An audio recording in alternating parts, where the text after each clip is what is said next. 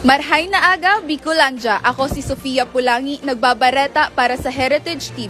Ngunyang aldaw, Agosto 22, sinasagibo ang banal na okasyon na pagsungko igdi sa Universidad de Santa Isabel de Naga Incorporated.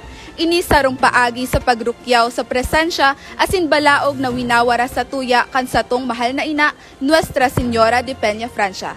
Gael Oraa para sa detalye. Liwat na namatian na sindadang og giraray ang Viva la Virgen sa bilog na universidad kan pag-abot kan mga banal na imahe ni ina, Nuestra Señora de Peña Francia asin ni Divino Rostro na sinabat kan bilog na komunidad digdi sa laog kan Universidad de Santa Isabel de Naga Incorporated. Ang aktibidad nagpuon sa pagsundo sa katedral na pinanginotan kan Central Student Government.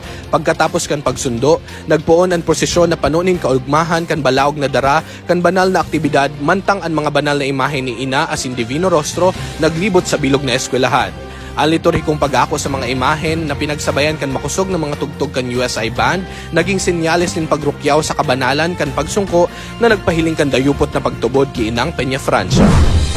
Ngunya, nagtitiripon ang manlain-lain ng mga grupo ni Vincentiano para sa banal na pamigbi digdi sa universidad.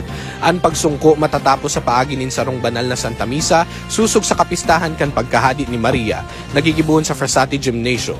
Pagkatapos kan banal na pagtiripon, ibabalik ang mga imahen sa katedral, tanda kan makabuluhan na pagtatapos kan banal na aktibidad.